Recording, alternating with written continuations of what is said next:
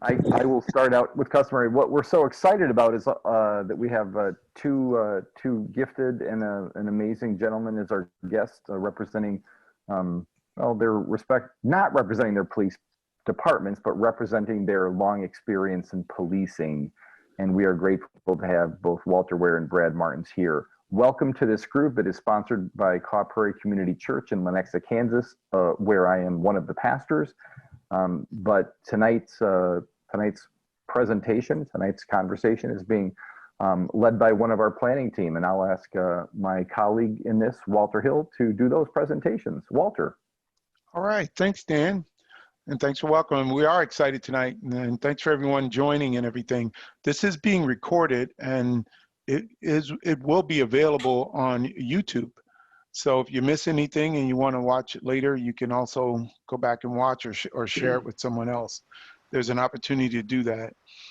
Normally you have Chris on here, but Chris is going to be coming in a little later, and he normally gets on and talks a little bit. But I'll first start out by saying tonight we're going to have a list of questions and our distinguished guests that are going to be talking. It's going to be a little bit controlled, but we will have sessions where you have open questions and you can put them in a chat, or after the meeting, you can also just have open conversations with the guys if you have some questions that we don't cover. Our hosts tonight are Denise and Guy Benzile. And Denise, I've known for probably more than, I'd say 20 years, but a long time, so long that we can't remember when we first met. It could have been on a rowboat or something going by each other. I can't remember, but it was somewhere in the past, which is okay.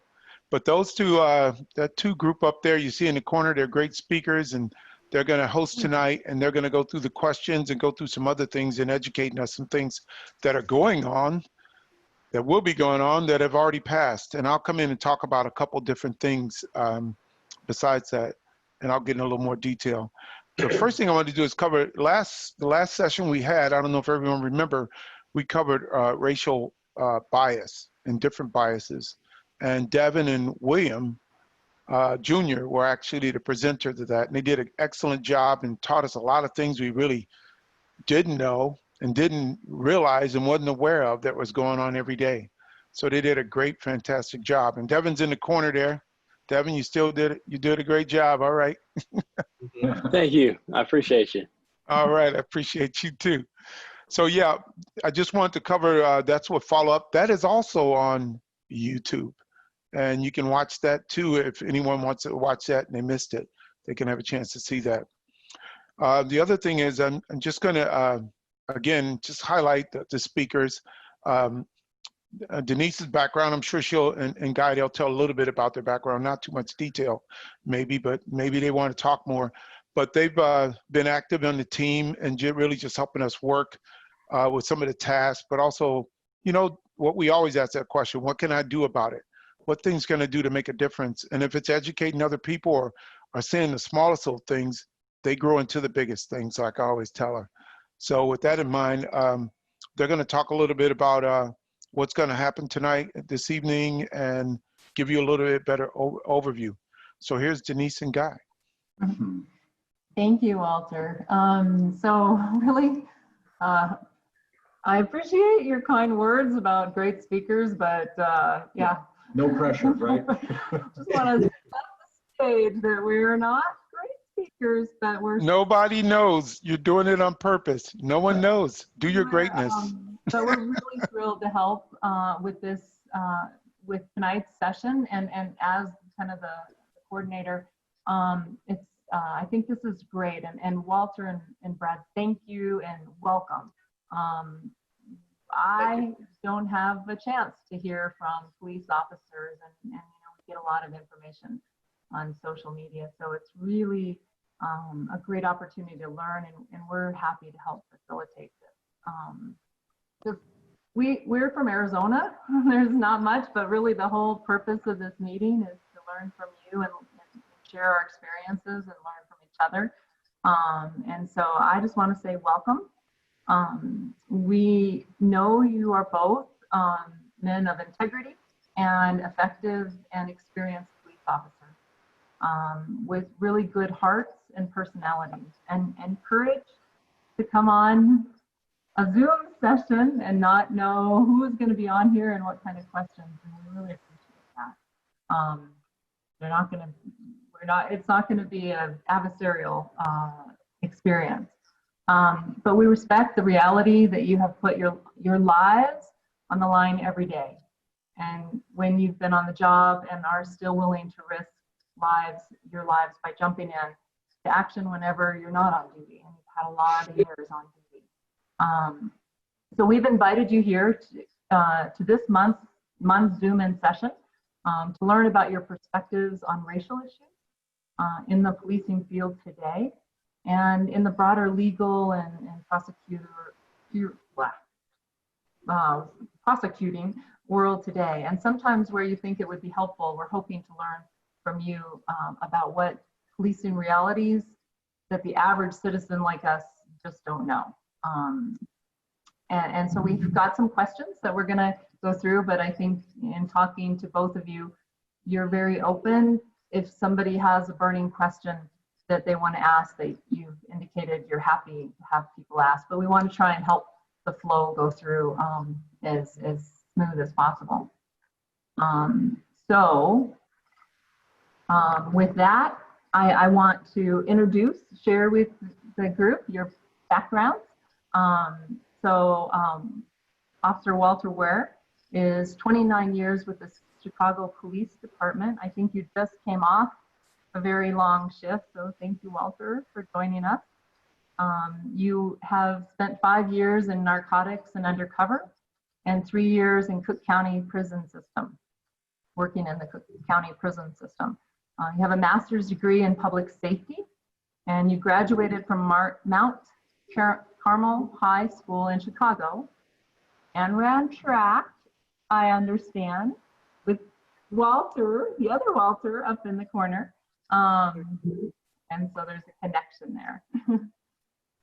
And Officer Brad Martin's newly retired, 30 years with Lenexa, Kansas Police Department, which is a suburb of Kansas City, where you were a patrol officer and a patrol corporal, detective, a school resource officer, crisis negotiator for 25 years, and a critical incident stress debriefer for first responders, crisis intervention team mental health responder, and have a master's degree in organizational administration, and a member and elder of Caw Prairie Community Church, and a good friend of Pastor Dan. So thank you both, gentlemen, for joining us and spending the next hour and a half or so with us. Very much appreciated. So one of the things that we like to do is just kind of set the stage sometimes with a video that helps kind of bring together what our thoughts are. And so one of the videos we selected in the committee, which is really a good one, that's kind of the connecting the police department with the community. And we just thought we would show that right now. Right, so if you have your mics open, if you want to mute them, just in case, and I'll start the video. Let's see. That's my promise that I'll start the video. Here we go. 25. He saved my daughter and my niece's lives. And then if you ever need me, all you got to do is ask for me, right? 911. There you go, and that's the perfect number to have too, isn't it? In the town of South Hill, Oh yeah. there's a police officer You like Mickey Mouse? Guess who mine is? Moana. who's making a name for himself. What can I say except you're welcome? Like that. Ah! Though it's not through his singing. He just gets a swarm of kids. And we got to pick pumpkins. You got to pick pumpkins. It's through his interaction with children in the community. It's just amazing the bond that he has with the children, especially around here. On Valentine's Day, Aisha Roper Boswell caught Corporal Fleming on camera playing. There was a set of boys that were coloring, and there was a set of girls that were playing with some dolls and their accessories. After spending a few minutes with each group, Fleming leaves. Aisha uploads a short video online that goes viral, but it's the playing that's paying off. My daughter, my niece, and some of the other children here were afraid of cops. But after this, It's very important to see the connection he has, especially with these group of kids that I see every day. They need someone who they can feel is a superhero, and we locally call him the Southfield Batman. Start.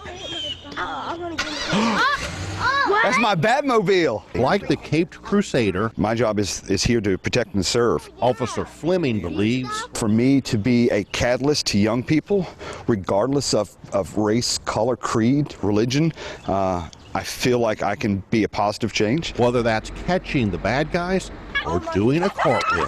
Remember, I'm always here, not just for the bad stuff, but for the good stuff, right? It took less than 1 minute for me to see the impact Corporal Fleming has had at the apartment complex when I watched him being swarmed by children once he got out of his car. As for his unique way of talking with kids, he's the proud father of 4, and he and his wife have also fostered 2 children as well. Wayne Koval, CBS 6 News.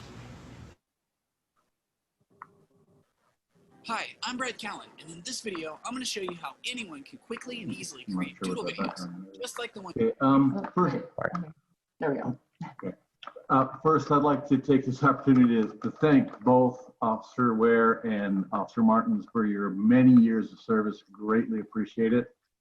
I'd like to start with a question, and I'll direct it to Brad first. Why did you become a police officer, and what parts of your job have been rewarding? So in our government class in high school, we had to do something civic related. And one of the things we could do would be to do a ride along with the police officer. And so I did a ride along, and it was kind of uneventful, to be honest with you, but it kind of piqued my interest. I went back and did a second ride along, and I'm in the car with Officer Gamblin, and we're chatting away. I'm annoying him, I'm certain of that. having a young person in the car, but long story short, the next thing I know, we're doing about 80 in a 35-mile-an-hour speed zone, and in my heart racing, I said, "What's going on?" And he said, "Now you have to understand, this is 1990 esque. And this is before GPS and computers and everything." And he says, "Didn't you hear the officer yell help?" And which I didn't. And an officer pulled over a man and immediately was in a fight in the middle of an intersection. And all he could get on the radio was help. And apparently Officer Gamblin was willing to risk his life and mine to get there to save another man's life. And I knew that night I was going to be a police officer. And actually, here's the weird part. Here's the Jerry Springer part of this. I'd like to introduce you to my wife, Anna Martins. And Anna is a 32-year retired dispatcher from Lenexa Police Department. And why I'm sharing that story, this is the part that's Jerry Springer-esque. At the time, her husband, Donald Gamblin, the guy that I was riding with, Anna was a police dispatcher at Lenexa Police, and Don was killed in the line of duty in 1991. And as God would have it, here we are about to celebrate our 25th years together. So anyway, kind of long story. You asked me what's rewarding, I think is what you asked. And the simplest of answers that I can give, and it's so funny because I've been on multiple interview boards for officers, and it's the same answer I gave. I want to save the world. Everyone says it, but you're like, okay, yeah, really. But no, you want to make a difference. You want to make a difference, and you want to serve your community. Nice, nice. Okay, Officer Ware, would you like to share your thoughts on that?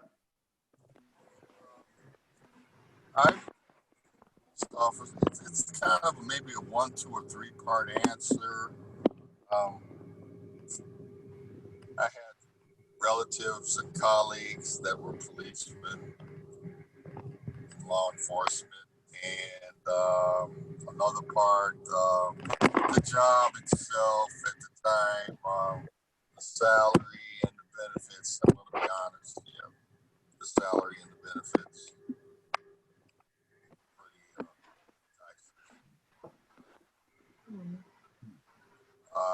what was the other part of the question? I'm sorry. What do you find rewarding about your job? Oh, honestly, for me, my colleagues, the lifelong friendships, that might be a little off base, but yeah, friends for life from the academy and just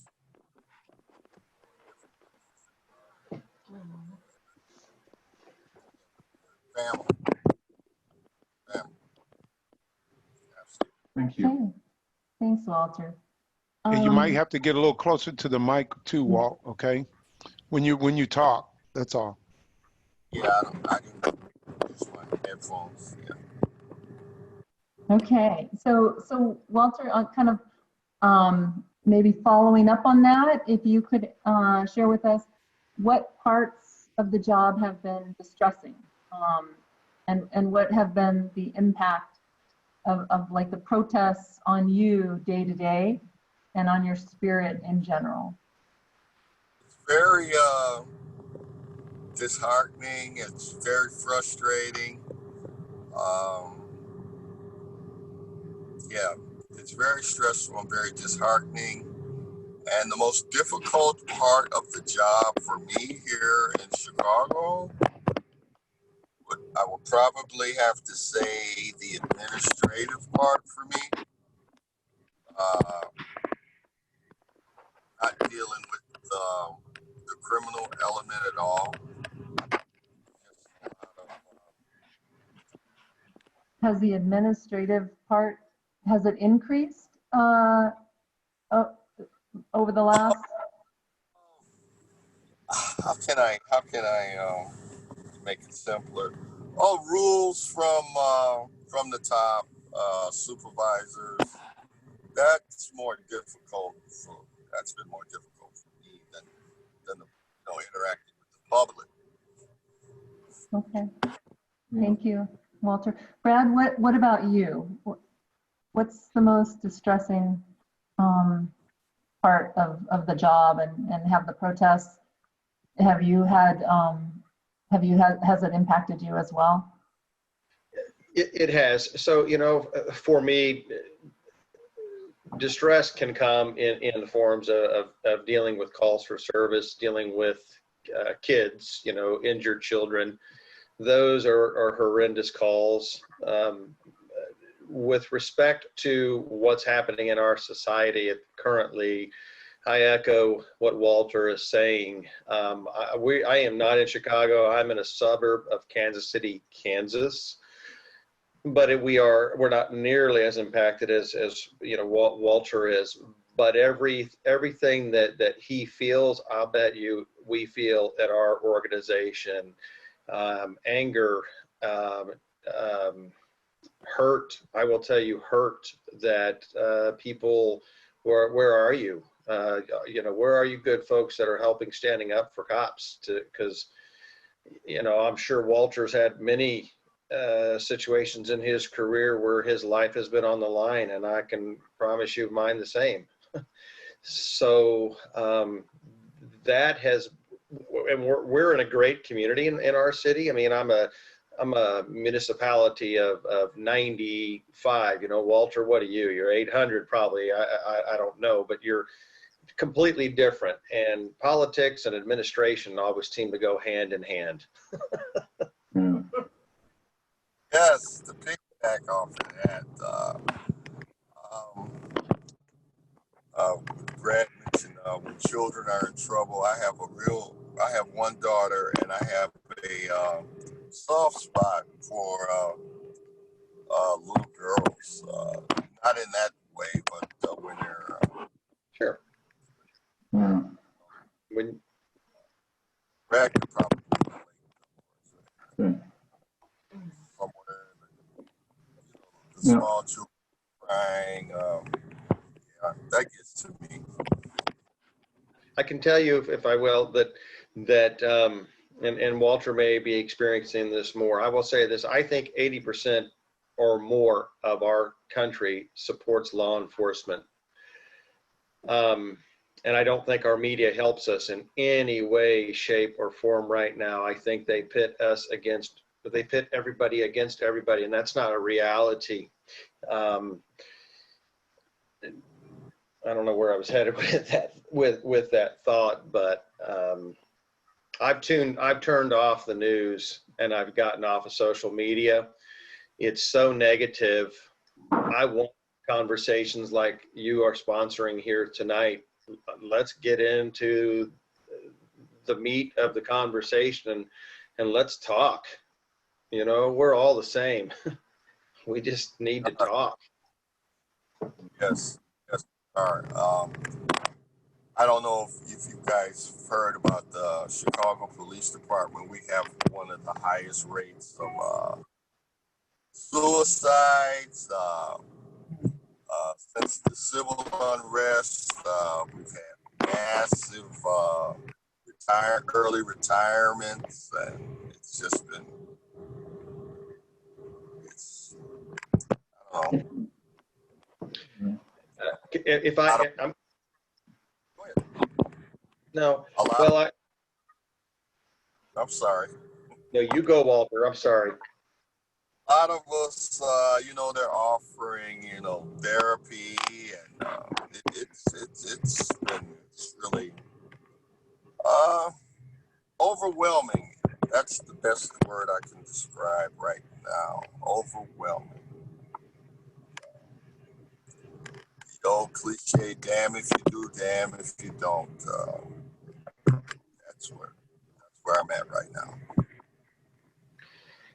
Yeah, and so I'm going to add to that. So I just retired on August 4th, and it was the right decision for me. But I'm going to let you know this: I left a job. I'm a realtor. I love still helping people, and I've been doing that for 8 years. And, you know, being a cop for 30 years, you know, there is some time to leave, but I will be completely honest with you. The decision, I had no intentions of leaving on August 4th. My intentions were to leave 2 years from now. And the decision to leave was entirely because of the environment that we are in. I am drawing a retirement right now as a retired police officer, and this was supplementing my income by being a court bailiff. And I truly took pride in helping people understand the judicial process as they were coming in. Just even as a bailiff, they would come in all nervous, and I was like, hey, relax, this is how this is going to go. And, you know, people would say to me, you know, you're bringing me peace. And I'm like, that's what this is. We're going to work with you. But I will tell you that people are baiting law enforcement officers to try to get us to do something wrong. And I would not do anything wrong. But the reality of it was this: I did not need somebody coming in, filming me, causing a disturbance, filming me, and then blasting it all over Facebook, hurting my family, hurting my real estate business when I did nothing wrong. And police officers, we don't ever get to talk about anything because the administrators, it's all inside. You don't ever get to share your side of the story. And I couldn't have someone devastate my family. So I left, to be honest with you, in tears. And that's a true statement. In respect to you, Brad, you're another casualty to this. You're another casualty. Another casualty. Oh. Well, with that, having heard your comments there, what advice would you give us, but also other people, when they have an interaction with a police officer, with the authorities, on what they should do, how they should behave to make things, I guess, go easier for everybody? Cooperate. No confrontation. Even if we're wrong, there's a time and a place for court. It's not at that place, you know. Just cooperate. Cooperate, cooperate, cooperate. Don't be adversarial. Just cooperate. in my career, over, if you will, 30 years, easily over 1,000 arrests. I mean, easily, whether it was me directly, indirectly, I mean, that's a long time. Never have I gotten hurt, or has a person that I'm arresting gotten hurt when they cooperated. Never. I mean, Walter's right. Cooperate. Don't have court on the street. We are human, and sometimes we do make mistakes. And you are certainly right. People certainly have the right to ask questions. But the whole looping thing of asking, arguing, that's not going to work. There's a place for that, and that is in the courtroom. And I promise you that the courtrooms, you know, they watch everything we do. We've had cameras since 1996 in where we're at, in our cars, and then we're monitored, and if we're wrong, we're wrong. And sometimes we do make mistakes. I'm going to be honest with you.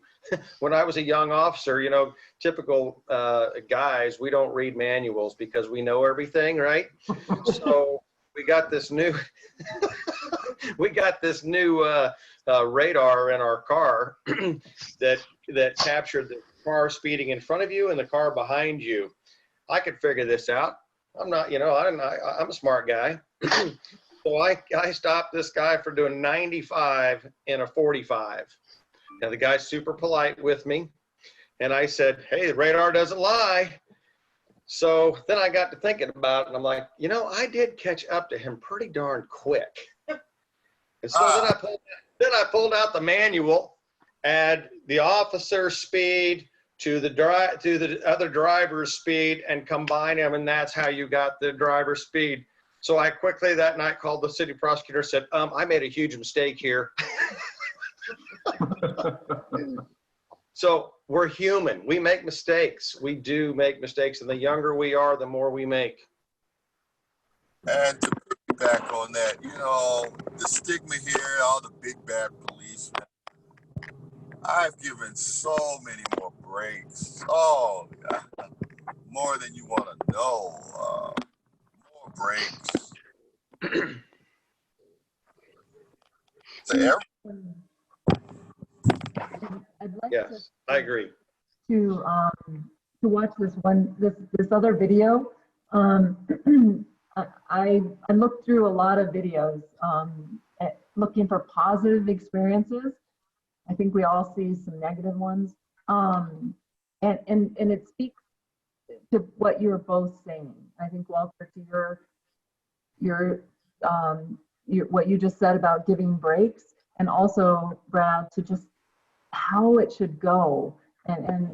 So maybe Pastor Dan, if you want to run this video, I think it was, for me, it was very powerful message.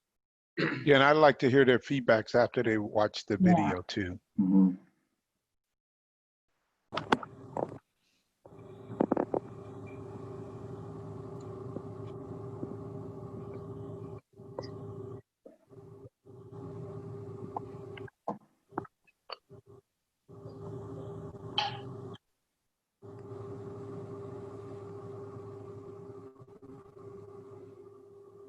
The police pulled up on us.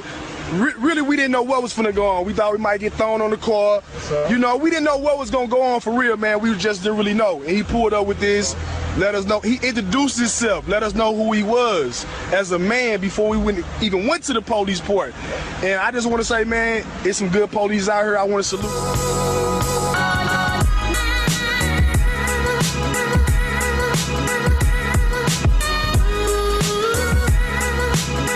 What's going on, everyone? Welcome back to another video. Like always, thank each and every one of y'all for rocking with the channel. I really do. A warning for drinking, and he moved on. But the bottom line is he dropped some knowledge on these young men, and I hope it changed their viewpoint on some police officers. Take a look at the video. So I was raised, man, no daddy. I was raised pretty decent with a grandma. That's what's up. You hear me? Look, I don't want you to stop talking now. You kept it real, man. For real, dog. I'm just saying. Sum it up for them real quick, man. Real quick. All right, sum it up. What you want to know? Sum it up for them. I want them to know that there's still some good police. All right, so here's the sum. There's good police out here. You got to take your time to allow them to introduce themselves to you. Yeah. The real police are gonna get out the car and talk to you man to man. They're not gonna talk to you from a window. They're not gonna point at you and tell you what to do or tell you to move it about. They're gonna say, hey, how you doing? I'm such and such. This is what the problem is. This is what I need you to do for me. Right. It's about communication and respect. The real police gonna give you the respect. Shit, man. If they don't give you the respect, that's where the problems come in. That's why nobody listen to nobody and we steady fighting each other. For the most part, the other cops that ain't out here rocking with this program, if they don't want to respect the citizens in their community, they need to find another 9 to 5, quick and fast. So what program is you particularly on? I'm with my people. What's your people? You got to be out here right, and I'm going to be right with you. Don't be out here stupid, and you ain't got to worry about nothing coming to you. You know dang on well when it's meal time what you need to do. Yeah. When you see the boys pull up, you know you need to push it along. Yeah. That's respect. Yeah. You ain't got to worry about them saying nothing crazy to you. You just gonna get up out the way because you know you're in the wrong in the first place. Mm-hmm. So I think what I'm trying to say is, if you're a grown man and you claim to be a grown man, be that grown man. If you know you in the wrong, correct it yourself. Because no grown man need another grown man to correct something he already know. Appreciate you, man. It's all good. Officer Howard, man. Officer Howard, John. Born and raised Walnut Park. Call it what you want. That's where I came from. Got my head knocked a couple times. That's why I'm as good as I am now with my people. How long I you been on the force? Since 1990. I've been with Berkeley for 2 months. I've been doing this job since 99. 6 to 99. I served the country in the Marine Corps. I got my ducks in a row. Man.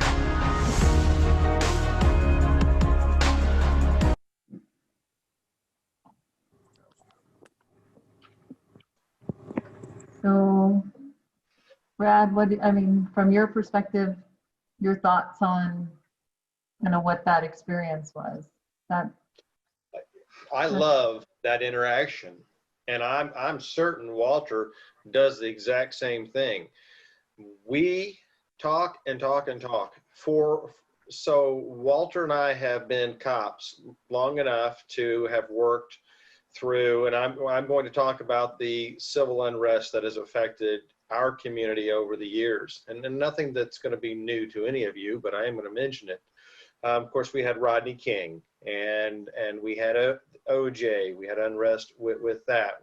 We had unrest following the Ferguson incident, and that probably from Ferguson on, law enforcement in our area has changed probably nationally to where it's so adversarial, and people as a whole, like I told you, I don't pull out the manual to read the radar thing. I admitted it until I realized it was dumb. But we just take snippets from Facebook and this and that, and we make assumptions, and we don't do what we're doing here. I, like that last officer, would go out of my way to have conversation. And you can say whatever you want to me. Be polite, but ask, and I will answer the question. And at the end of the day, if we don't agree, okay. That's okay. We don't have to agree. We don't have to agree on who the president's going to be, but we can be civil to one another always. Yes, that's just human being. Civil. Both sides, be civil. You don't have to come out with well, Brad could probably relate. You don't have to come out on 10. If they're going to be on low and they get higher, you get a higher level. But you don't have to come out aggressive. Walter, I heard this. Safe but not aggressive. Yeah, right, exactly. So Walter, I heard this at a training at a class called Street Survival. Folks, you guys can look it up, Street Survival. It's one of the major training organizations for officers in the United States. It's an excellent training program. And so in the 90s, I went to this training program and I heard this officer say, let's think about Walmart for just a minute. What's in a Walmart? Well, in a Walmart, you got groceries, you got the tire division, you got you know, whatever's in a Walmart, shoes, whatever there, right? Think of me as Walmart. You tell me when I'm dealing with people, I let them decide where they want to shop. Do they want to shop in the conversation zone? Do they want to shop in the warning zone? Do they want to shop in the get a ticket zone? Do they want to shop in the get arrested zone? Do they want to shop in the use of force? I mean, seriously, people dictate our response. And if there is an officer that comes out as a 10 right off the bat, and then Walter, I think you mean like angry or whatever, you know, that's inappropriate. That is wrong. And that stuff needs to be reported. And I'm not going to tell you that every cop that I've ever worked with is good. I've arrested 2 police officers in my career, not from my jurisdiction. And one of those 2 I thought was going to be a shootout. Really? So he went peacefully, thankfully. And I'm going to tell you this, I wanted those people, and my colleagues wanted those people in jail more than anyone.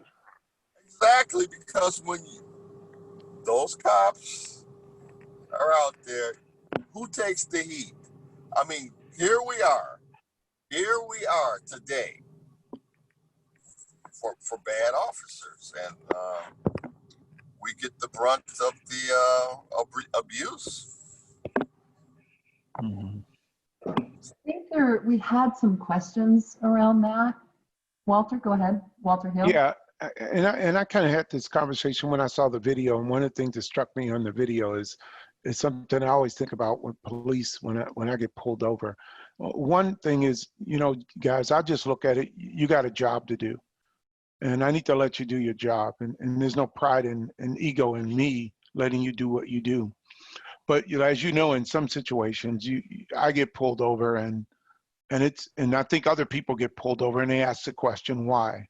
And out of respect, someone doesn't answer that question. They don't say, okay, we got to do this because of that. They just said, no, you just have to do it. And then I think sometimes there comes a confusion when we watch media, TV and things, and they say, well, someone says, well, the law is you don't have to do this and this.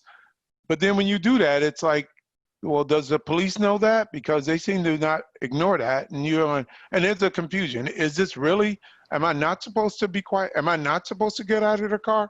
Or am I supposed to get out of the car? And then you see, like you said, bad pictures where police will say, well, if you don't get out of the car, we're going to drag you out. Then you see people dragged out.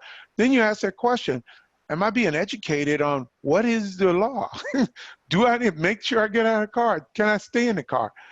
It's those kind of things that to me are confusing, you know, because a lot of people don't know what is the rule, because all we would know as a citizen is you're making up your own rule because we heard that it's not a rule.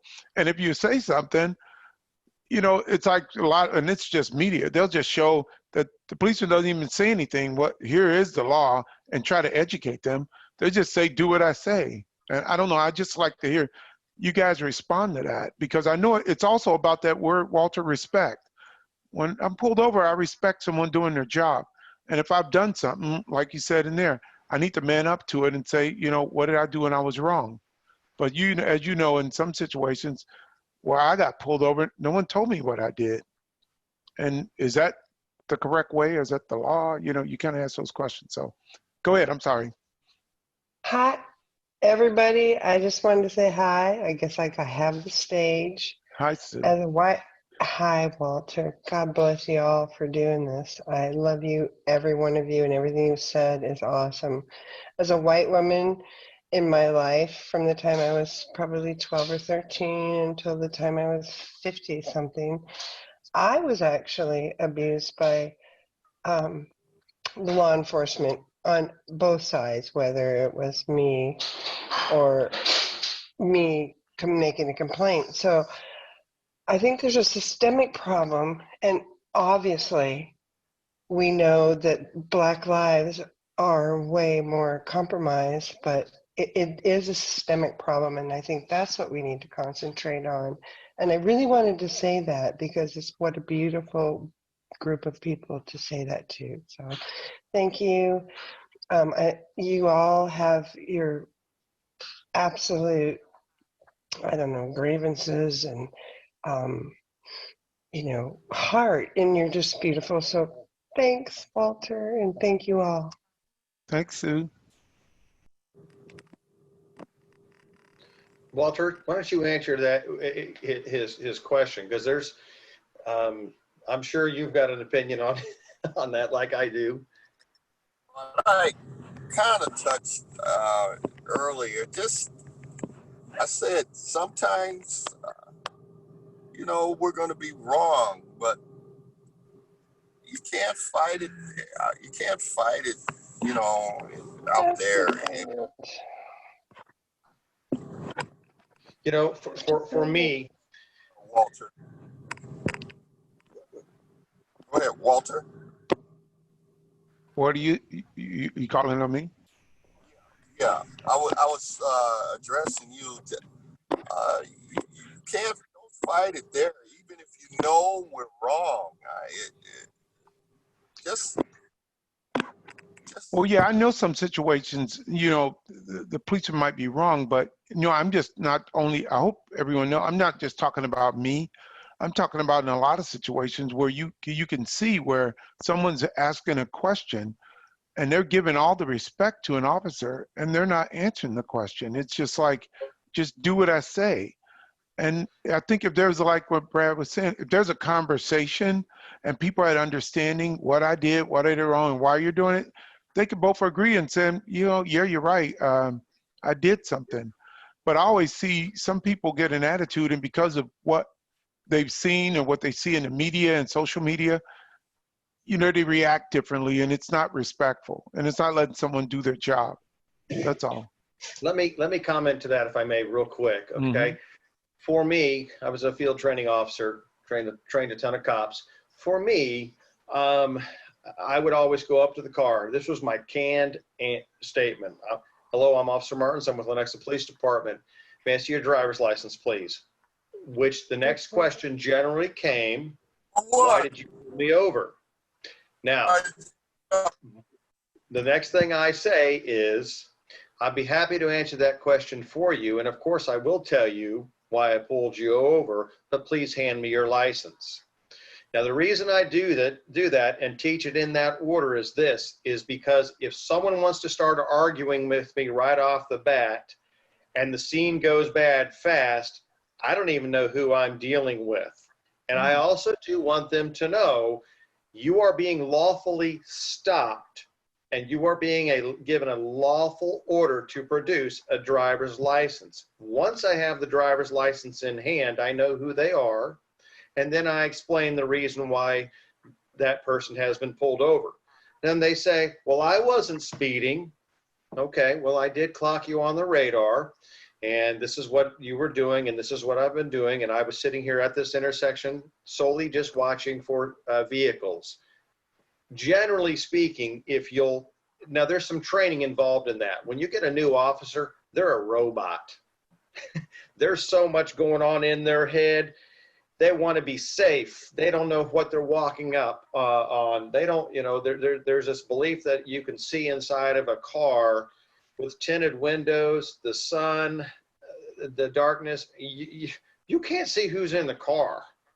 There's a belief you can, and it's very hard to, I mean, Walter, I think you're nodding yes. Yeah. No, you can't. Tinted windows, I hate them. See.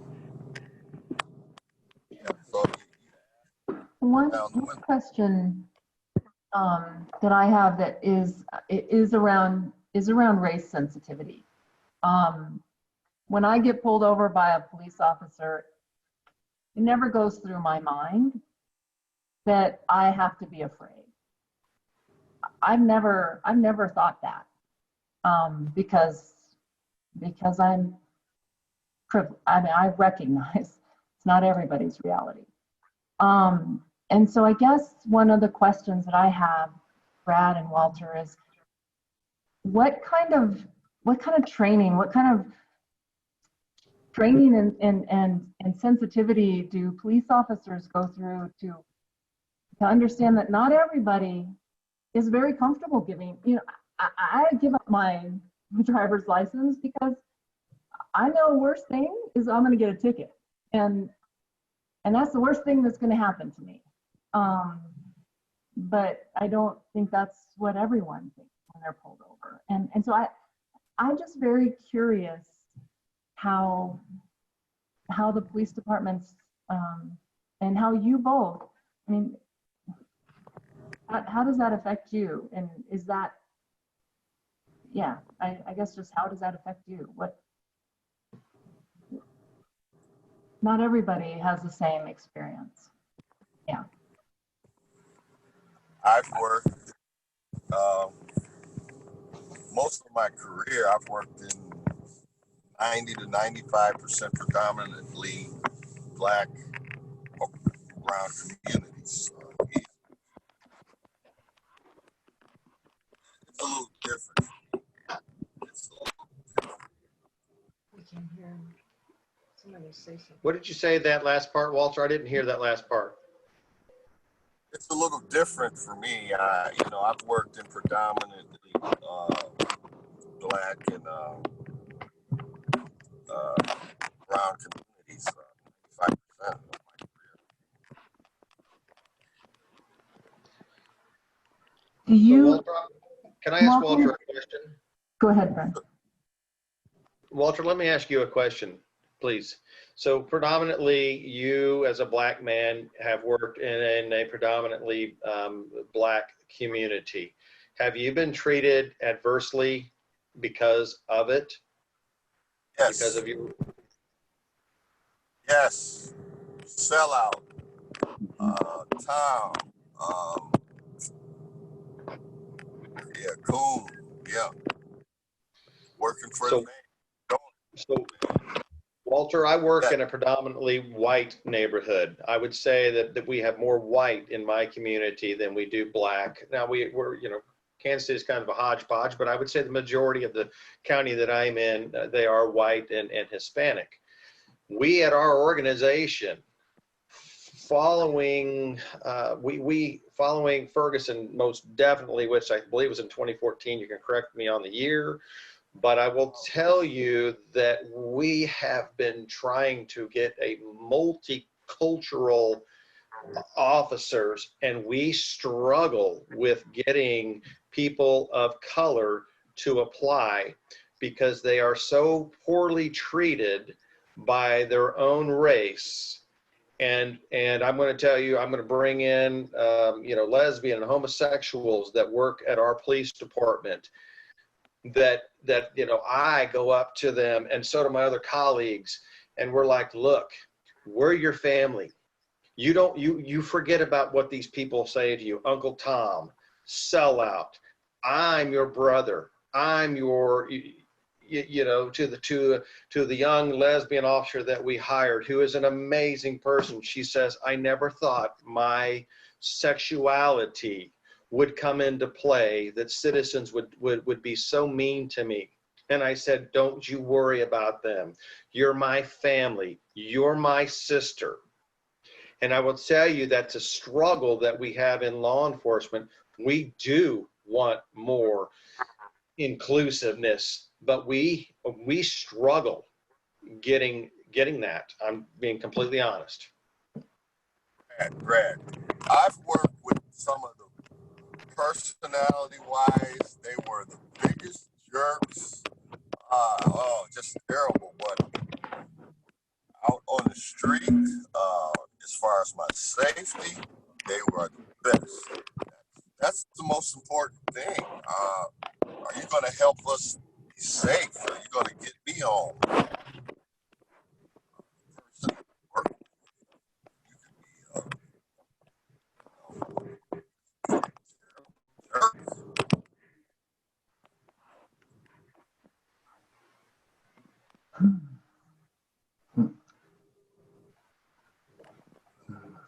Travis, I'm going to note that you turned your mic on. I thought you were going to ask a question a bit ago. Oh, I was just going to mention in the in the recent months, I've been trying to kind of process this. I don't have a lot of police interactions, but I'm trying to bring an open mind in the conversation. And I recalled Oh, it was probably 8 to 10 years ago. I got pulled over in rural Kansas with my Johnson County license plate and for speeding, which I was. And we had just moved, and I came to find out later that my registration had expired. And I changed it right in the middle of moving and didn't get it. They didn't get a renewal. But I had gotten pulled out of the car, which it was a cold night. They'd asked me to get out of the car, and they called for backup, and the 3 police cars came, and I'm literally I can't see a single house. And I was speeding, and I knew it, but I'd never been treated like that for speeding before, getting out of the car, whatever. And then all these police officers gather around me, and they just start yelling at me for being stupid and not renewing my registration. And at that point, I didn't know that my registration was expired. They start, you and your girlfriend, which was actually my wife, and, this, that, and the other, and we're going to take you to jail, and, yelling and carrying on. And I'm just like, what are you guys talking about, right? And then finally say, well, your registration's expired. And I said, well, sorry, like I didn't know that, right? And they kind of carried on, and we're going to impound your vehicle and this, that, and the other. And I said, look, guys, I don't know what's going on because I've always paid my registration, and I know we just did it a couple of months ago. My wife, we just did it a couple of months ago, so I don't know how it could be expired. And I said, look, my insurance is paid for. Go check that. Why would I mess around with my registration? So they checked my insurance. Yes, it's paid for. And I said, well, we're going to let you go tonight, yada, yada, yada. And just kind of made me feel like 2 inches tall. And I was like, hey, whatever.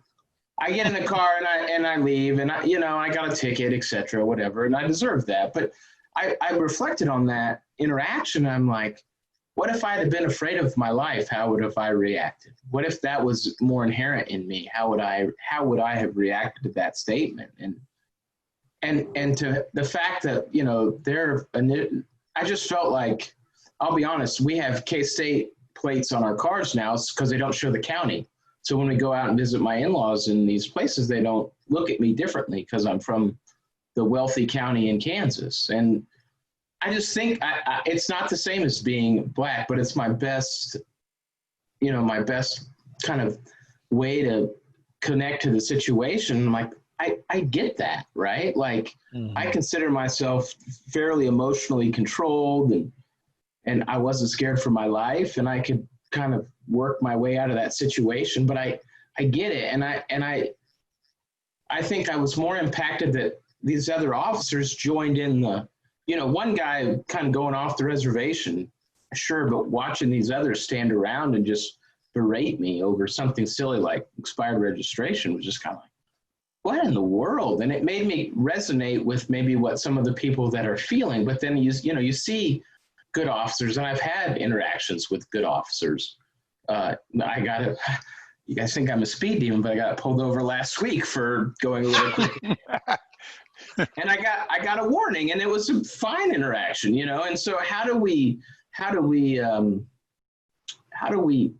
call out the bad, the things that are inappropriate, while supporting the good? And it just feels like, to me right now, we're getting into this situation. It's like, well, I have to support all police officers if I'm going to support any police officers. And I'm like, that, the way those guys treated me out in Western Kansas was not good. And the way I was treated on 175th and Lackman, that was great. So how can we differentiate better? Well, I have to agree. Just had to say that. Sorry. I would hope in the future, and I encourage all of you, you had, based upon your information, enough to file a complaint, and you should have filed a complaint. Because the interactions of those officers, as you've described it, because I wasn't present, I don't think you're lying or anything, it's just I wasn't there, right? But I would tell you that if it's in the middle of the night, one officer somebody was bored and pulled up in Western Kansas, and that's why you had 3 cops. The other part of it is that guy probably wouldn't make it in the Kansas City area. He's a cop in a small area that can't afford and can pay $12 an hour. And that's why he's a cop there. Shouldn't be one, but that's kind of the truth, because nobody wants to be one in Western Kansas. So I would encourage all of you to be polite as you were and file the complaint, because that seems the deserving of it. Well, I just want to say, Travis, I think I'd be in trouble if I talked back to him like you did. I think they wouldn't take me talking back the way you did to them. They'd probably have me in handcuffs. So it's just the way we talk about, we talked about last week with bias. It's like people react differently to different people because they think they judge them on how they're going to respond or going to do something. And I think if I normally don't say anything because it gives them more fuel to figure out some way for me to get worked up, or they get worked up, and just let them do their job. But I applaud you for having the patience and everything when it's just stuff that's like Brad said. They're bored. They just want to mess with someone. I find that amazing. Well, I mean, it's a truth. I'm not going to tell you that. I mean, there's some times when watching the stars go by can be a night. Sometimes in Western Kansas. But, you had alluded, Denise, I think you had alluded to, the trainings that we received.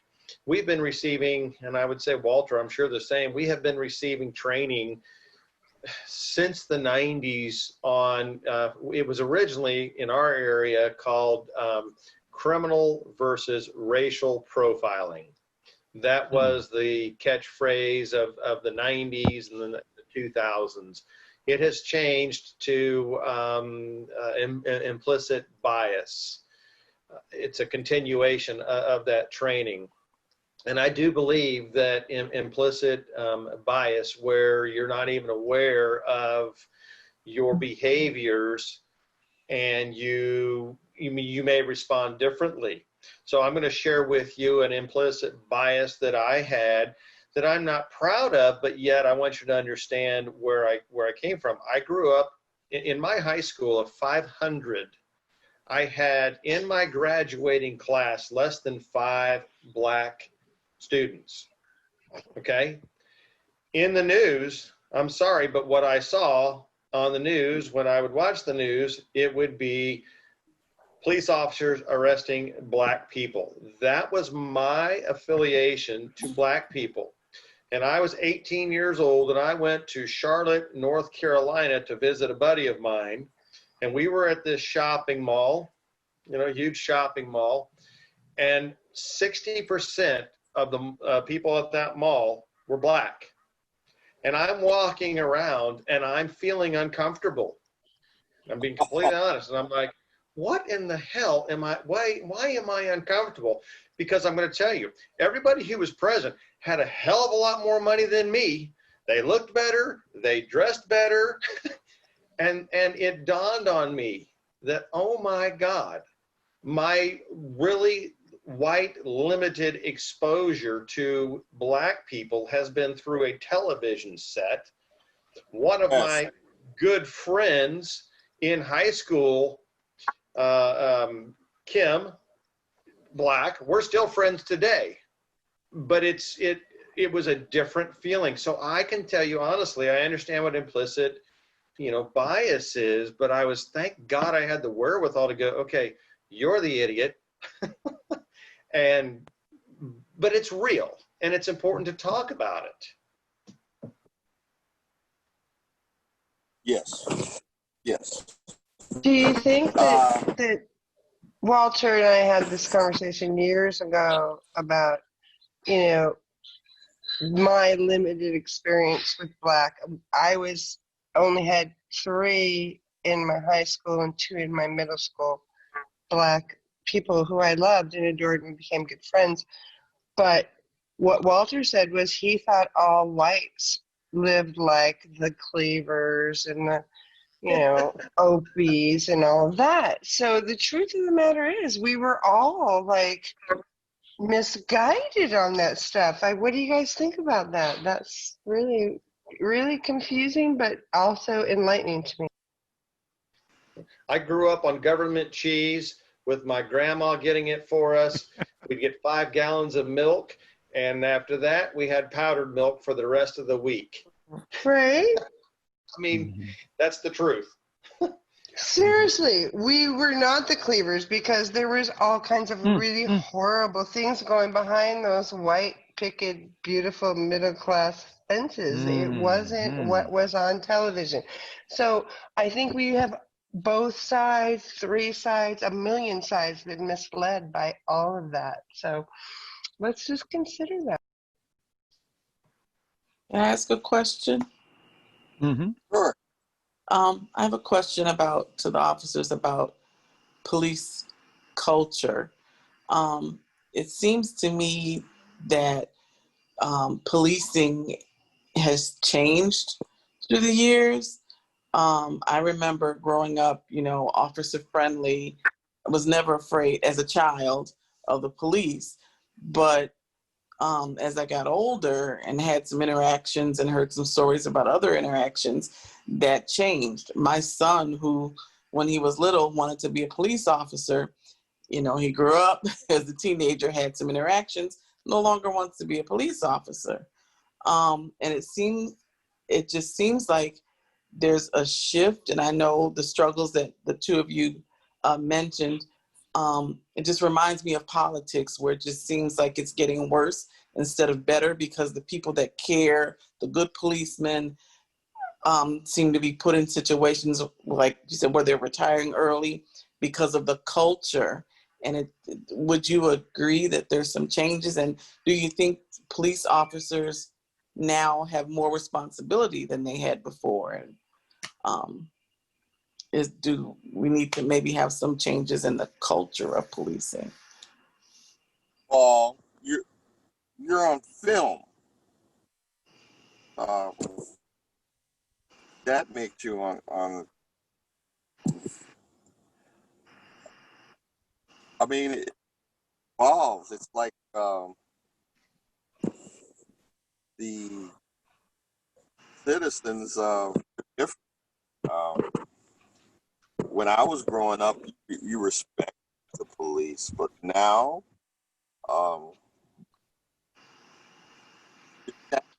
that's my experience now. You're challenged about everything. If that helps. So is it lasagna? Am I saying it right? Lasagna? Yes, that's perfect. Okay. So that really hurts me that your son doesn't want to be a police officer anymore, because I want nothing more than these young men and women to want to strive and to change things, and things are going to change for the better. I firmly believe that. It is a very rough patch right now, but I believe it is going to change. What is happening in reality is for us, for me, the biggest thing in our jurisdiction, in our area, was that social media is killing this country in some respects, because they just constantly are replaying stuff and reposting stuff. And I can give you real life examples of people posting stuff about our officers that were edited by the person and then put it online. Now, we're lucky. We have 2 videographers who are not police officers, but all they do is manage our videos.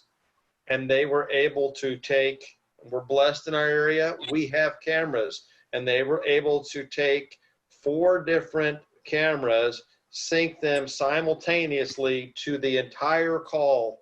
And what the guy posted was an Asian officer and a white officer attacking 2 black men. And when we brought everything together, it clearly showed that they were polite, they were respectful, they were doing their jobs. The guy had a felony warrant for his arrest, and he tackles one of our female officers. And so we had the wherewithal and the technology to say that's not true. But what we fight against are people, Walter mentioned this, Hill mentioned this in the beginning, I believe, we're fighting against an enemy that is reporting just bad information out there. There are more cops that play sidewalk chalk, basketball, kickball, run on the track with kids. I'm a 50-year-old man, and I ran on the track with a young man who couldn't do he couldn't run it. It was an SRO thing. He was sixth grade. He couldn't make it. He was overweight, and he walked it. And I ran in full gear with this young boy, and I ended up having to hold. And I said, when this young man wants to stop, we're going to stop. That's the reality of what's going on. There are more people that are doing that than are doing the bad things that are out there. And I'm telling you, if there's a bad guy out there, I want him in jail more than you do. I promise you. So if you think you're being mistreated, report it. Report it. But if you also, don't try to have street court. Don't try to have justice on the street. I mean, court, excuse me, court. It reminded me of something I wanted to say. You say file charges. That doesn't always work. As a white woman who's middle class and privileged, even that is a burden that maybe shouldn't be there. And well, there's a difference. You can file a complaint. File charges, you don't mean criminal or? Sometimes they are criminal. And, just even filing any complaint, it doesn't get heard.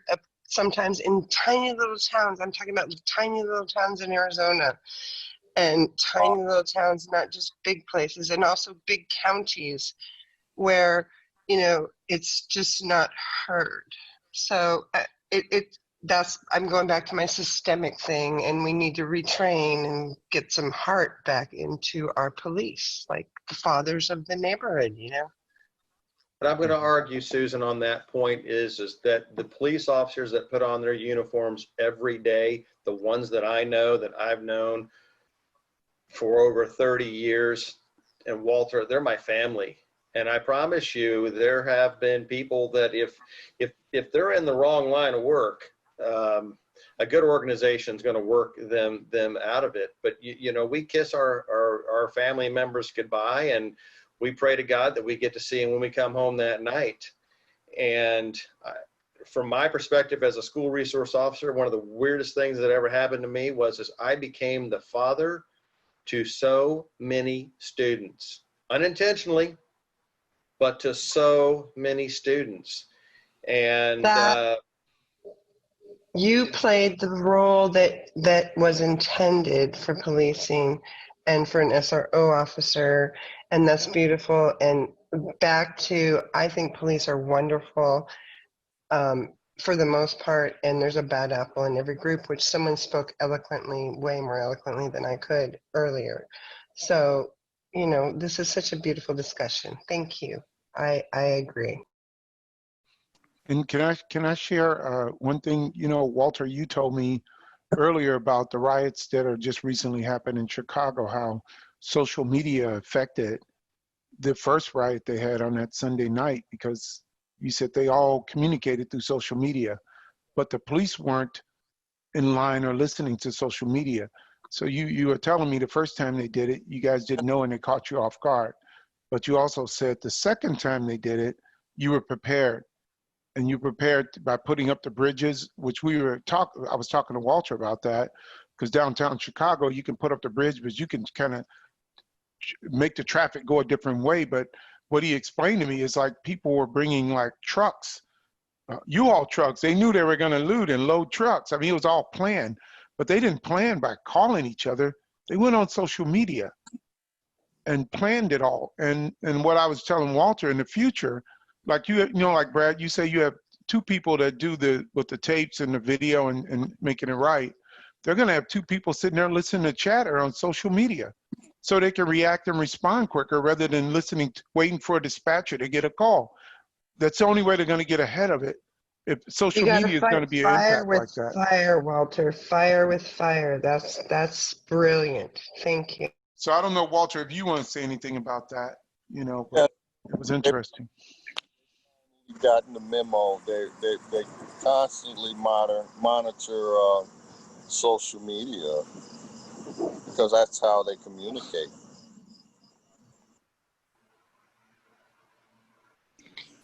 But I do think, and you know, I love you, Brad.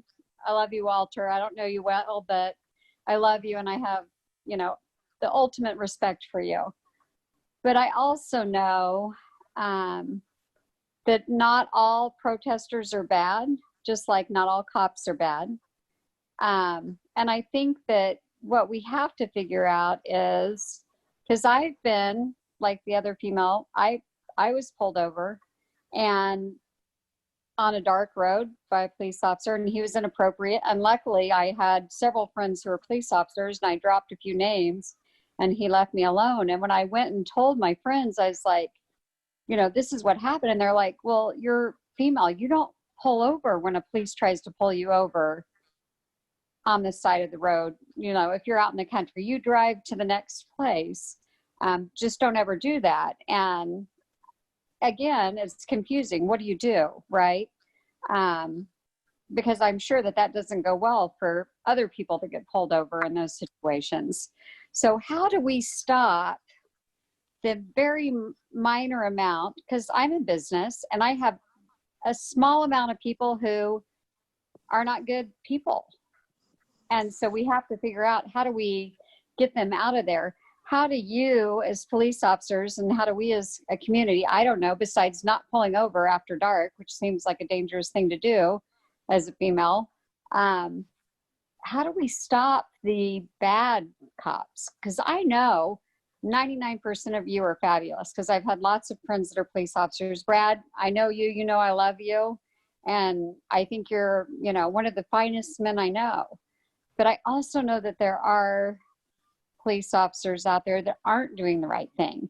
How do we figure out, and maybe they're not doing the right thing because the culture, the training, I don't know what it is, but how do we change that to where those people can't not only tarnish your names, but be pulling Walter Hill over constantly and you know, just all the time. How do we stop that? I think that's the question. And I don't have the answer, and I don't know if you guys do or not, but how do we figure that part out to get rid of the bad apples? Are you referring to the blue code of silence? Are you referring to the blue code of silence? I would say yes, because the person that I reported it to was in charge of police officers, and his solution to me was just don't pull over after dark. And that police officer that pulled me over was inappropriate. You know, as far as I know, for several years, I'm not in that small town anymore, but for several years after that, he was still a police officer. So maybe yes, I don't know. Oh, well, since you're in a small town, I would suggest driving to the police station if you feel uncomfortable. I don't know if that would well here in Chicago. Yeah, right. But I use that as, and I was able to get out of it. And what I've always said is, you know, white women have been abused just like African-American women, Hispanic women, everything for years. The benefit that I have is that other people will stand up and defend me, right? So if I'm in a bad situation and someone sees that happening, other men will be like, no, you're not going to abuse that woman. But that's not necessarily going on in the African-American community. And it's not, again, it's a small percentage of police officers. How do we weed them out? Because none of us want them, right? I'm sure you guys don't want them there. Brad's already said it. He would want them to go to jail more than anyone else. How do we get rid of that culture of those people that are accepted?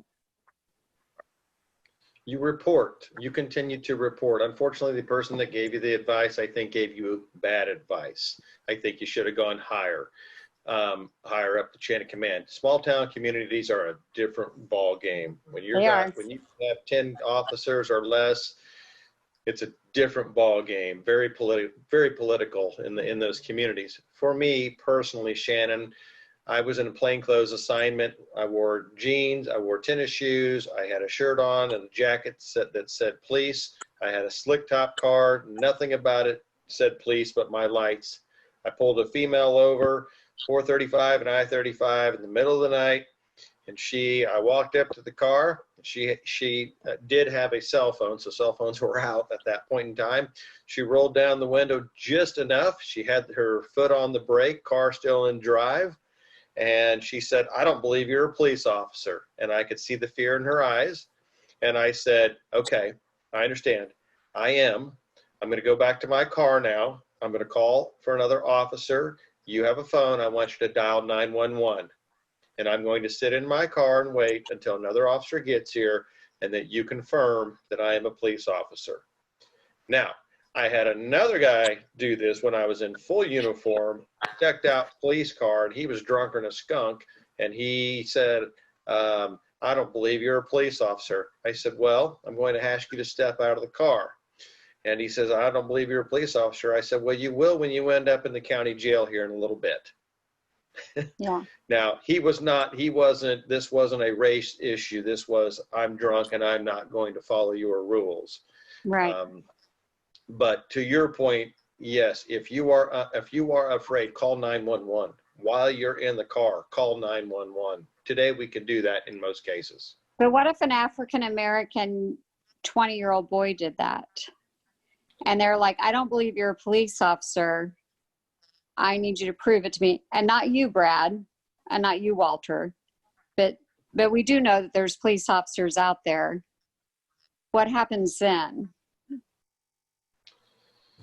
So I'm going to say it like this. We all know of a doctor here in Kansas City that gave medications, diluted medications for cancer patient treatments. Yep. Yep. We all know that man hurt many, many people. And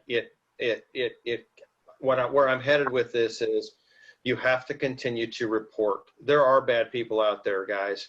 There's that 2% in my mind of priests.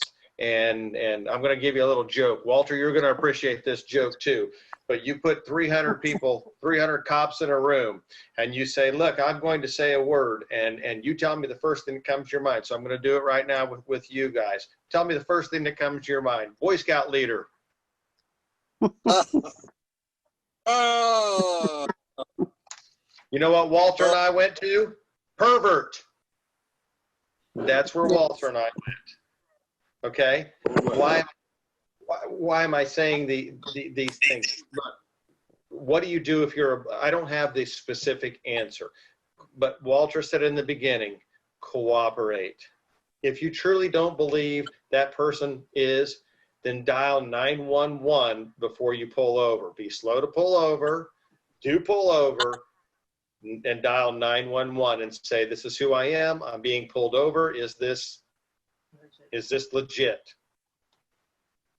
I also think, Shannon, I also think you have another tool, and that's social media, which will go up to the top these days. That's the one thing that's changed. That's right. Being able to put that on social media and having people follow it, most companies, most institutions don't want bad press. And when you do that and it start going real high, it's different.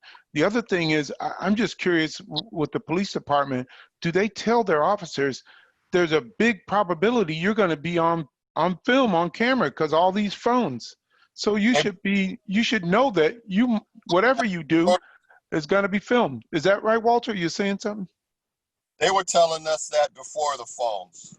When you go out, know you're being filmed. This was before the filming on the phones. Mm-hmm. Yeah. So I would think that'd be a little bit of a deterrent if I was a policeman, knowing that whatever I'm doing, it's going to be filmed. I mean, nobody likes to have a camera on all the time, but you're a public officer, you're in public. I would think that would be a little bit of a deterrent to say, you know what, I need to follow the rules. But I still think, like what Shannon was saying, being pulled over is a little bit different for me and like Travis and for anyone else. But I can't imagine me saying that and someone saying, "Okay, I'll follow you to the police station." They'll probably get 6 more cars, pull me over and knock me off the road and pull me out and handcuff me. just for saying that, but I don't know the proper way to do that. Like she said, I don't think anyone would go, I don't believe that. And then someone's going to be like you, Brad, that's going to really be respectful and say, you know, do that. I just think it's a conversation I was having earlier about a lot of times with police, it's like they come out with their guns or their hand on their guns, and we don't have guns. So we're intimidated already when someone come out at you like that. But like in other countries, there's no, you know, the police doesn't have a weapon. They have a club. And you know you're not gonna lose your life by a club. He's not gonna sit there and beat you and kill you. But there's a whole different situation. It's just like a gunfight sometimes when people put their hand on their holster. Which always strikes me is why they don't use their taser more, or we get something else that's doing that. Walter, pretend like we don't know each other. I just pulled you over. How do I know what you have in your car? Well, see, but that's the problem, Walt. Because of the way things are in society, it's too many guns out there. That's why you think that way. But see, if you're in if we could get a lot of those guns, and you know, Denise and Guy, we were talking about this. If there were less guns and less opportunity for people to have one, you wouldn't approach your car saying, I don't know what you have in there, because more than likely you don't, because not everybody has a gun. But as more guns out there, you guys have to be careful because, yeah, that guy probably could have a gun. So the question is, how do you change that so you don't have to be fearful? The only thing he has in the car is a stick, and you probably would approach the car differently because you're like, 90% of people don't have a gun. But we need to change that and bring it upside down. Since we're on the topic of go ahead. Sorry. Go ahead, Walt. Since we're on the topic of film, I'm sure Brad can relate to this. We've seen a lot of film of policemen getting killed on these traffic stops. You know, cop walking up to these cars and getting shot and getting dragged. It's just, you don't know. Brad can relate about. Yeah. So for me, an unarmed man, I've been drugged because I was a young officer and reached inside a car to try to control a subject, and I've been drugged temporarily. In trying to assist, I was in an off-duty capacity and trying to assist another officer who was fighting a guy, and I reached in to grab the officer to try to pull us both to safety because the guy was in a car. He hit us both with the car and threw us 20 feet. I've been shot at. To your point, Mr. Hill, and just to clarify, Walter, that's why we don't know what we're walking up on. And if you can only, we're in my jurisdiction, we're single patrol. We're by ourselves, and there could be 3 people in a car. There could be more. You just don't know what you're walking up on. And I will tell you, in all honesty, at 3 in the morning when I'm by myself and there's nobody else on the road for me, I have walked up to cars where I think the person was slow to pull over, and I've had my handgun out behind my leg where they couldn't see it was out because I didn't know what was going to happen. And that doesn't mean that they saw the handgun. That doesn't mean that I pointed it at them, but I had it out. And it's a whole different world when you're walking up on a car that you have no clue. I'm gonna call it furtive movements, where hands are moving around in the car and you don't know what they're doing. Maybe they're just getting their wallet. Maybe they're hiding their Coke. Maybe you don't know what they're doing. And so you've got to control the situation. And for me, back to why do I make them give me a driver's license first?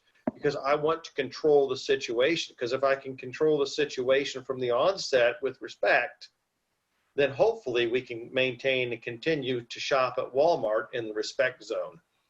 And my question would be, what could I do as an African-American man to help you feel safer? What actions do I do? Do I get out of the car and just lay on the hood, or don't get out of the car? Or I don't know. I'm just saying, what is a person to do to make you feel safer when you're walking up on that car? 10 and 2, man. Put your hands 10 and 2 on the steering wheel and let the officer direct the questions. In Kansas, everybody's got a gun, Walter. Yeah. Everyone has. I'm not Well, you're joking. walking. Yeah, you're walking up on a gun. Everyone has a gun. I promise you. So I don't pretend like you don't have a gun. One of my questions right off the bat is, do you have a gun and where is it located? Because it's not illegal in Kansas to have one unless you're a felon. So it's not an uncommon question, and I'm very crystal clear. White, black, male, female, I don't care. But 10 and 2, yes, sir. I mean, just that is the answer. And one of the things I hear from, because I do have a colleague of mine. He is older than me. He can tell you he's got 2 doctorates, and he is a good friend of mine. And he can tell me about racism, where he's been a victim, and it breaks my heart. But I'm going to talk about a lens, okay? Because he's been pulled over. And he asks me a question one day. He says, I think I got a ticket because I'm black. And this was about 10 years ago. And I said, why do you think that? And he said, well, I made a turn here and the guy hit me and I'm the one that got the ticket. I think he gave me the ticket because I'm black. So I said, look, let's get the accident report out and let's go through it. We went through the whole accident report and I said, how old was this police officer? Was he young? He goes, oh, it looks like he was just fresh out of the academy. I said, yeah, he made a mistake. I understand why he wrote the ticket. It had nothing to do with your race. You do need to go to court because you're going to win this one, because I know why the officer wrote the ticket, but he's a young officer and he hasn't investigated that many accident reports and he made a mistake. And in my heart, I truly believe it was he screwed up on the report. And but it was interesting for me. A dear friend of mine thought, and he's a pastor, and he thought I got a ticket because I'm black, and that pissed me off. But that's not what happened. And can I ask another question? Since we're talking about cameras, now that there are cameras, what is the police training regarding de-escalating? Because to me, I would think if you already have this person on camera, you already have their license plate on camera, if they refuse to comply, why not just let them go and get them later? So that's a very broad question, but let's say that I'm pulling someone over. I have to use an example, right? Not non-violent, something. Okay, what would you give me an example of what you mean then? Just like you were saying with people baiting the police, if you pull them over for a busted taillight. And they're very combative. I mean, and what's your training regarding de-escalating? Because they're obviously trying to purposefully escalate the situation. So we work very hard. We have classes on de-escalation. It could be something as a mental health issue also. We receive a minimum of 40 hours of training minimum on mental health. Preferably we do 80 hours of training on that. Is this person doing it because they are under the influence? Simply just allowing people to go and I'll catch you later that's not how it works. Will we stand back? Hopefully. I'm sorry, Walter, I cut you off. I'm sorry, I said you're just opening up a can of worms. Let them go. It's not about winning, but you're setting a different precedence when you do that. In what sense? Well, I'll give an example for us. Everyone's gonna run. That's right. But if you can find them, what's the harm? But you have to then find them again, right? And finding them again, they already know that they're wanted So now they're already going to be adversarial the next time. And what if in their leaving or running, they harm someone else in the process? Now, I will tell you, in my jurisdiction, if you run from us, we don't hardly pursue anymore. And I don't want to, unless you've committed robbery or murder or rape or you've hurt a kid, you're probably going to, we're going to say bye-bye, and we're going to try to catch you later. And that society has determined that that is how they want law enforcement to respond. And to piggyback on, Brad, I'm sorry. Oh, go ahead. No, I was going to say, to piggyback on Brad, in Chicago, we can't chase stolen cars that we know that are stolen. If there's a chance of traffic or causing a traffic accident, they'll listen and they'll tell us to terminate the chase. It has to be a murder or aggravated battery. Then we'll keep going. We'll keep chasing. So let me give you an example that an old cop told me once, and it's so true. For every 1 minute of a critical incident, you have 1 hour of paperwork. I'm not. I mean, so, and Officer Walter mentioned that up front. He was talking about, I think he said administration.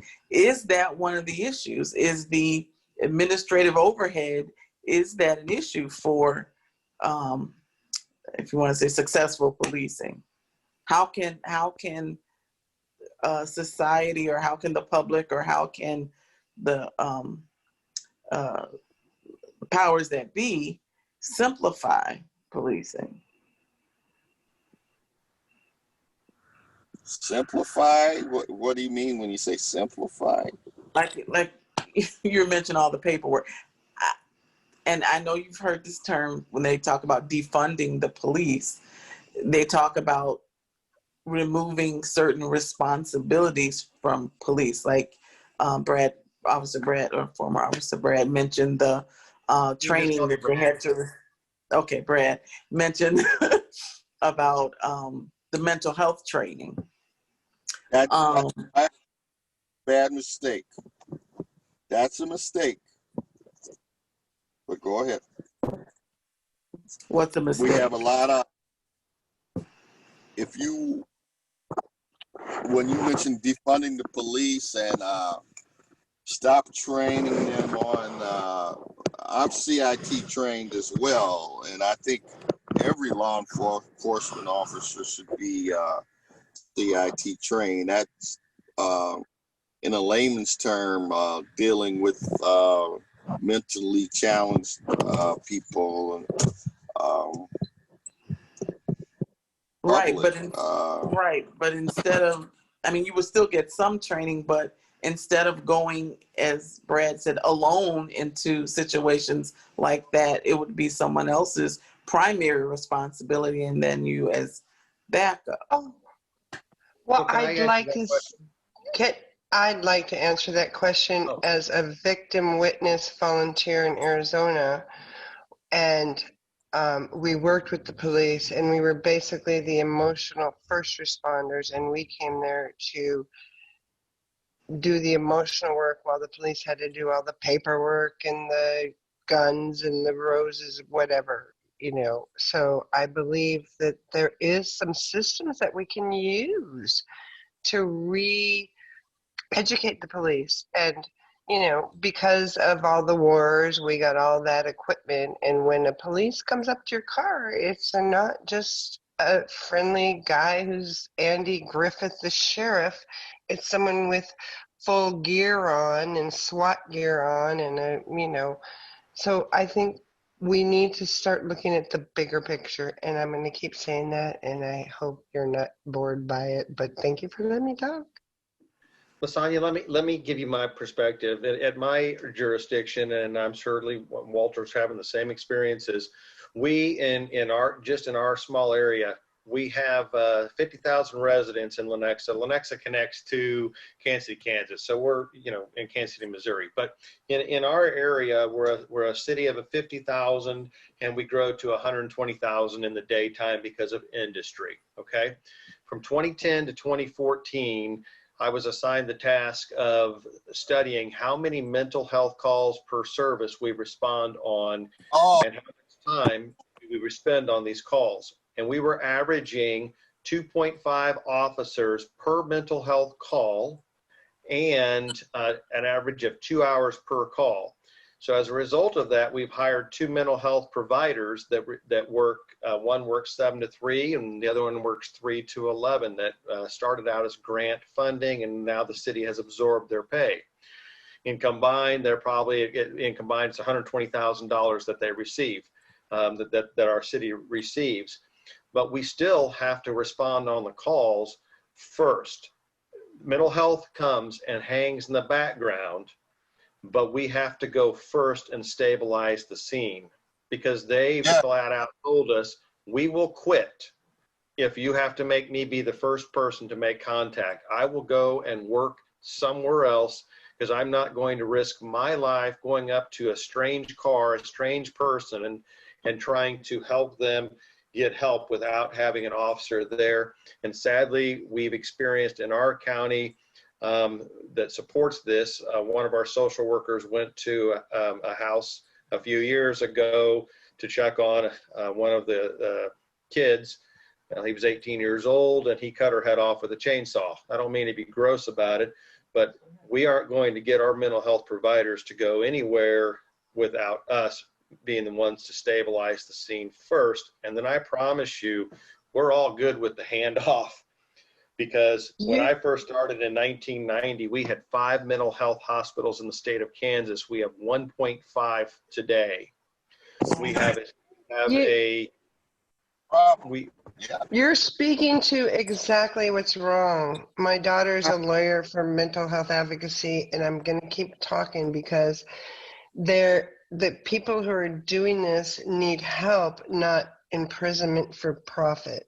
That's all I'm going to say.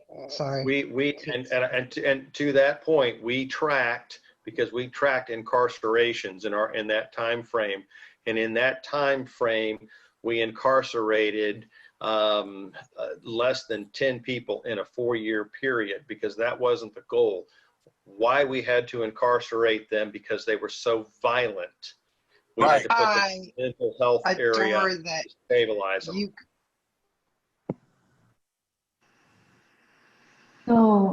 So I think I just want to do a time check. It's a couple hours almost in, and I think this is a fabulous discussion. I learned a lot, and I really appreciate the candor and the questions, sincere, just wanting to learn and understand how can we improve from both sides, civilian and our police officers who are putting their lives on the line every day. And so I really appreciate that. Is there, Walter or Brad, from my perspective, is there anything else that you think would be helpful to share from this experience? How can we do more of this?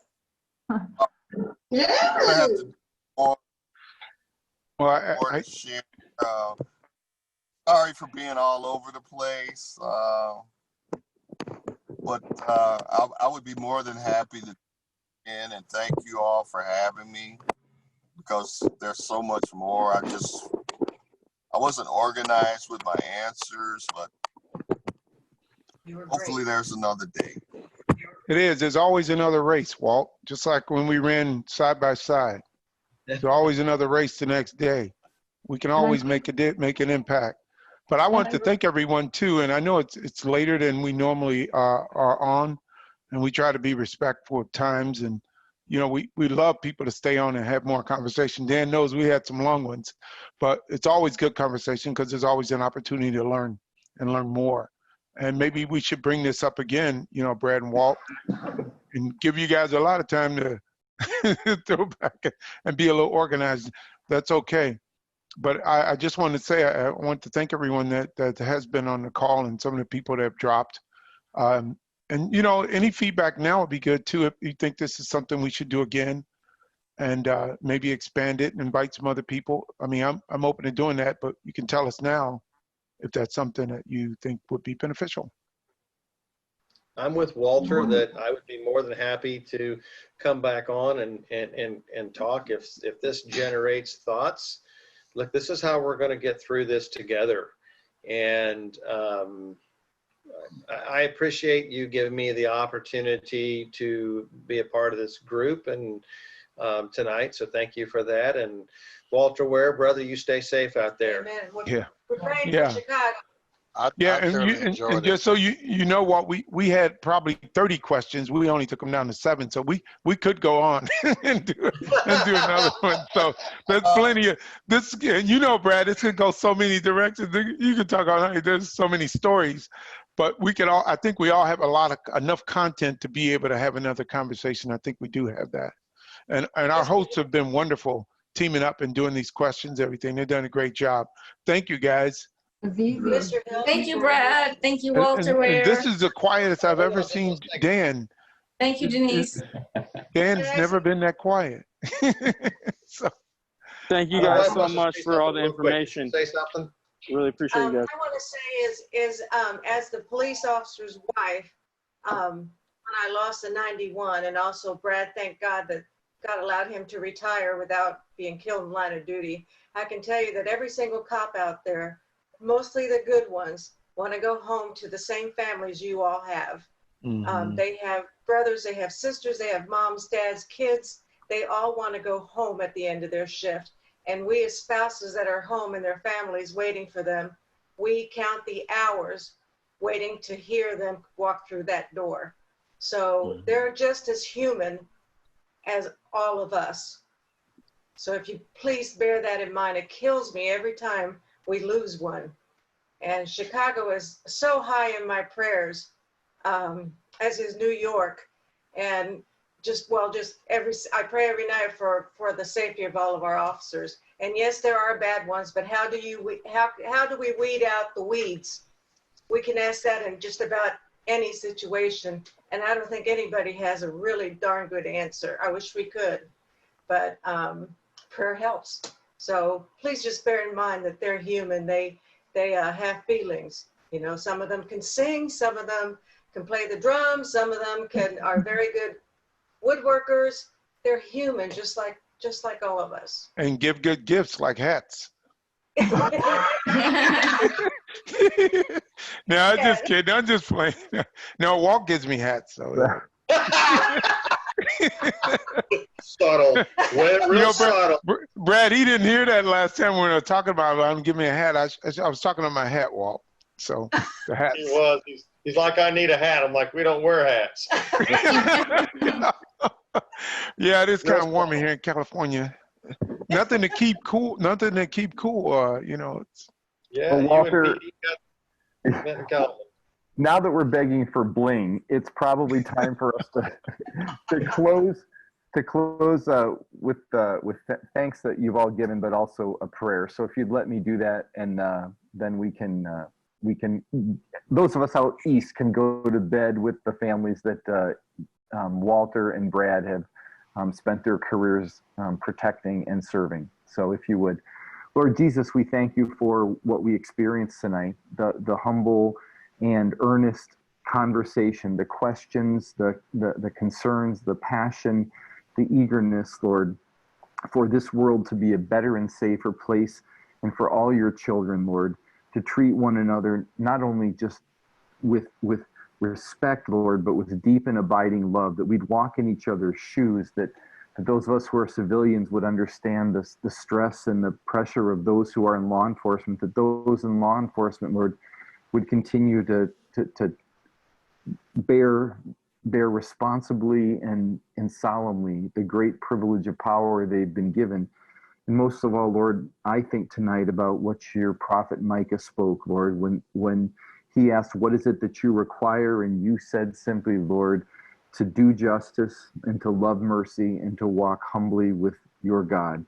Lord, I see that in both Brad and I see that in Walter, and I thank you, Lord, for officers like that, the vast majority of officers who acquit themselves in that godly and humble manner.